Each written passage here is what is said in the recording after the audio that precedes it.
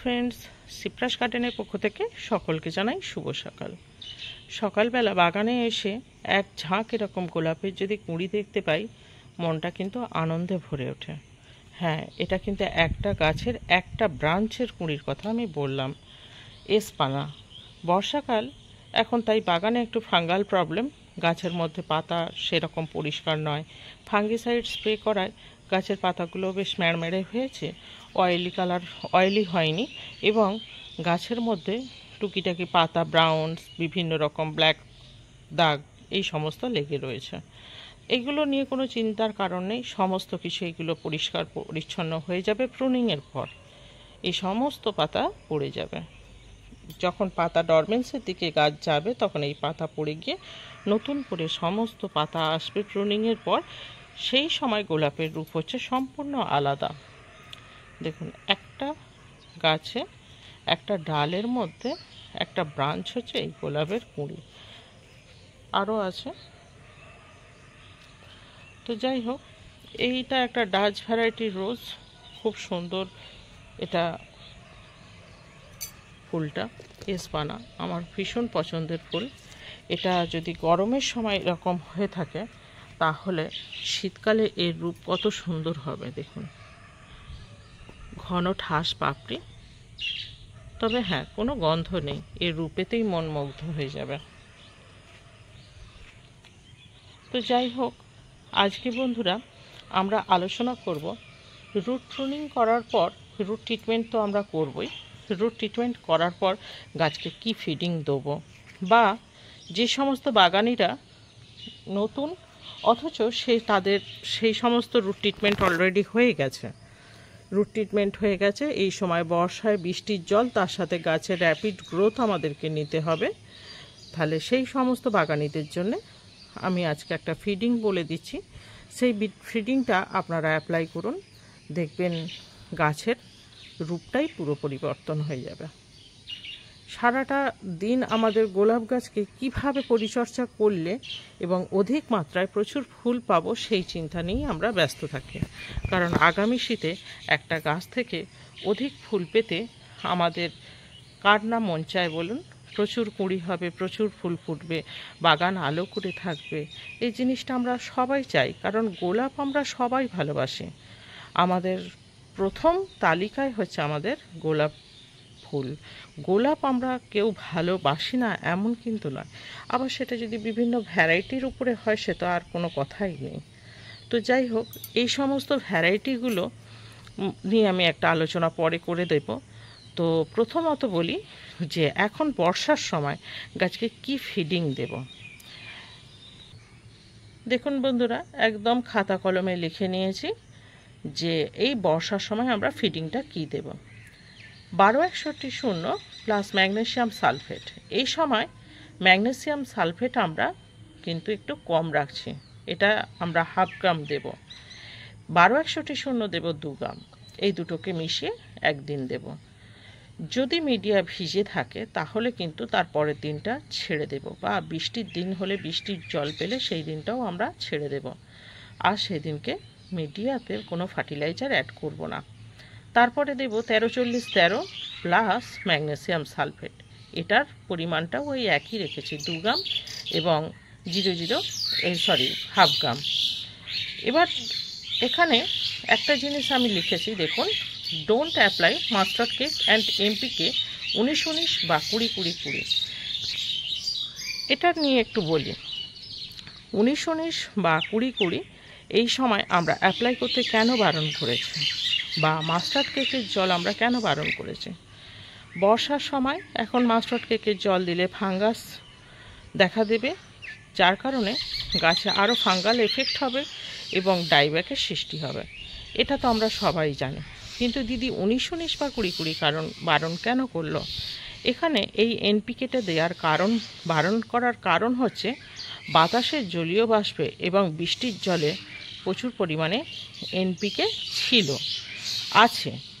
এই এনপিকে বাতাসের জলীয় বাষ্পতে যেমন আছে, বৃষ্টির জলে আছে। আমাদেরকে বাইরে থেকে এনপিকের এই ব্যালেন্স ফার্টিলাইজারটি আর অ্যাড করতে হবে না। বৃষ্টির জলে যে ভরপুর মাত্রায় বিভিন্ন ধরনের অ্যাসিড থাকে, এবং এনপিকে থাকে, সেই এনপিকেগুলো গাছের পুষ্টি গুণটা বাড়িয়ে দেয়, গাছের বৃদ্ধি করতে সাহায্য করে সমস্ত দিক থেকে।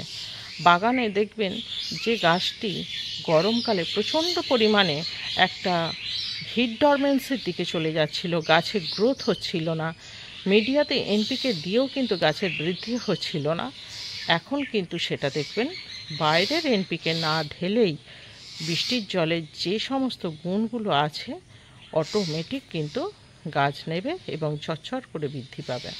এবং সেই বৃদ্ধিটাকে যদি আমরা আরও সুস্থ সুন্দরভাবে যদি করে তুলতে পারি, যেমন পুষ্টি গুণ দিয়ে গাছটাকে দুর্বল না হয়ে যায়, ভিতর থেকে যদি স্ট্রং হয়, ফার্টিলাইজার খায়, সেক্ষেত্রে আমরা বাইরে থেকে একটু হলেও ফার্টিলাইজার অ্যাড করব।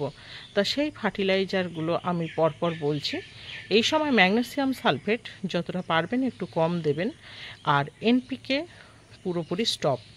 কারণ কেন, বর্ষাকালে যদি আমরা বেশি এনপিকে দিই তাহলে কি হবে, সামনেই ডরমেন্সির পর প্রুনিং করব, প্রুনিং করার পর গাছে কিন্তু এনপিকের মাত্রা যদি ও কোনো কারণে স্টোর করে রেখে দেয় তাহলে কিন্তু ব্লাইন্ড শুট হবেই হবে। আপনারা ভিডিওটি কিন্তু স্কিপ করবেন না, স্কিপ করলে কিন্তু বিষয়গুলো ভিতরের একটুকুই কিন্তু বুঝতে পারবেন না। প্রত্যেকটা লাইনে এক একটা গুরুত্বপূর্ণ তথ্য আছে, সেই তথ্যগুলো সবার প্রথমেই বলে দেওয়া যায় না বা সবার শেষেও বলে দেওয়া যায় না, পাটকে পাট আছে। এনপিকে যখনই গাছের মধ্যে বেশি হয়ে যাবে তখনই কিন্তু গাছে ব্লাইন্ড শুট হবেই হবে। আর ব্লাইন্ড শুট যদি বেশি হয় তাহলে কিন্তু শীতকালে আমরা ফুল পাবো না। সারা বছর দিদি যত্ন করলাম অথচ গাছে আমার ফুল হলো না। আপনি তো দিদি যেমন বলেছিলেন তেমন করলাম, কিন্তু মাঝখান থেকে যে আপনি এনপিকে ঢেলে গেছেন, সেই এনপিকেটা ছিল কি 19-19 অথবা 20-20। চলুন আর একবার খাতাটা দেখে নিই। দেখুন এখানে যে কোনো একটা মাইক্রোনিউট্রিয়েন্টস আমরা অ্যাপ্লাই করব সপ্তাহে একদিন, সেটা রেক্সোলিন সিহেসকে হোক, মোভিন হোক বা অ্যাগ্রোমিন ম্যাক্স হোক। 1 লিটার জলে 1 গ্রাম আমরা আর্লি মর্নিংয়ে বা বিকালের দিকে আমরা স্প্রে করে দিতে পারি। আর আমাদের তো বলাই আছে ফাঙ্গিসাইড, ইনসেকটিসাইড যেমনভাবে আমরা ব্যবহার করি। এরপরে দেখুন ডিএপি, এই সময় ডিএপি দিদি লিখেছে। ডিএপি কেন লিখেছি এই নিয়েও একটু বলি চলুন। ডিএপিটা বলার কারণ হচ্ছে ডিএপি এমনই একটা পুষ্টি গুণ আছে, ডিএপি গাছের শিকড়ে সঞ্চালন করতে সাহায্য করে। এছাড়াও ডিএপির মধ্যে গাছের গ্রোথটাকে বাড়িয়ে তুলতে সাহায্য করে। ডিএপিটা আমরা কীরকম দেব, বাগানে যত ইঞ্চি টব তত ইঞ্চি আপনারা ডিএপি দেবেন। যেমন 4 ইঞ্চি টবে আপনি 4টে দানা দেবেন এবং 6 ইঞ্চি টবের জন্য 6টা দানা দেবেন, আর 10 ইঞ্চি টবের জন্য অবশ্যই কিন্তু 8টা দানা দেবেন। তাতে কিন্তু 10টা দানা দিলে হবে না। তাহলে ডিএপি আমরা এইভাবে গুনে দানাগুলোকে গুনে গাছের গোড়ায় অ্যাপ্লাই করব, দেবার পর জল দিয়ে দেব। তাহলে এই সময় ফিডিংটা বর্ষাকালে 52, 34 এবং 13-40, 13, 12, 61, 0 এই জিনিসগুলোকেই কিন্তু আমাদেরকে চালিয়ে যেতে হবে। এখানে আরও একটা জিনিস অ্যাড করা যায়, সেটা কি, সেটা হলো ক্যালসিয়াম। গাছের এই হাড়গুড়গুলোকেও তো একটু শক্ত করতে হবে, ডালগুলোকে এরকম সরু পাতলা ল্যালপ্যাল করলে তো হবে না, তাহলে ফুলগুলো ঝুঁকে যাবে। তাহলে ক্যালসিয়াম সালফেট আমরা অ্যাড করতে পারি। ক্যালসিয়াম সালফেট কত গ্রাম অ্যাড করব, কখন অ্যাড করব, কিভাবে অ্যাড করব তা নিয়ে একটা বিস্তারিত ভিডিও আমি অবশ্যই দেবো। ক্যালসিয়াম সালফেটের উপর একটা বিরাট বড় অবদান আছে গাছের, তার উপর একটা বিরাট বড় বিস্তারিত আলোচনা আছে। সেই আলোচনাটা আমি একদিন আলাদা ভিডিও করে আপনাদেরকে বলে দেব। এখন কিন্তু কখনোই অ্যাপ্লাই করব না পিজিআর, অর্থাৎ প্ল্যান্ট গ্রোথ রেগুলেটর। সেটা কিসে আছে আমরা সবাই জানি, মিরাকুলান, সুপার সোনাটা, এই ধরনের ওষুধগুলোতে পিজিআর আছে। এগুলোকে আমরা পিজিআর বলি, প্ল্যান্ট গ্রোথ রেগুলেটর। এই পিজিআর আমরা কখনোই বর্ষাকালে অ্যাপ্লাই করব না, কারণ এই পিজিআর কিসে আছে এখন? বৃষ্টির জলে। বৃষ্টির জল যখনই গাছ পাবে তার পিজিআর কিন্তু সে পেয়ে গেছে। এখন কিন্তু বাইরে থেকে পিজিআর দেবার আর দরকার নেই। এই পিজিআর আমরা অ্যাপ্লাই করব শীতেতে। এখন কিন্তু আর পিজিআর আমরা অ্যাপ্লাই করব না, কখনোই কিন্তু ভুল করে পিজিআর দেব না। Don't apply PGR. খাতায় অবশ্য লেখা হয়নি, আমি বলে দিলাম, ডোন্ট অ্যাপ্লাই পিজিআর। এইগুলো মাথায় রাখুন, রেখে অবশ্যই আপনারা বাগানের পরিচর্যা করুন। দেখবেন বাগান সুন্দরভাবে সেজে উঠবে আগামী শীতে। খুব মনে রাখবেন, এনপিকে 19-19 20-20 কিন্তু খুব বেশি দেবার দরকার নেই। এখন বাতাসের জলীয় বাষ্পতে এবং বৃষ্টির জলেতে এনপিকে আছে। দেখুন গ্যালাক্সি গ্লো গাছটি ফুল হলে অবশ্যই শেয়ার করব।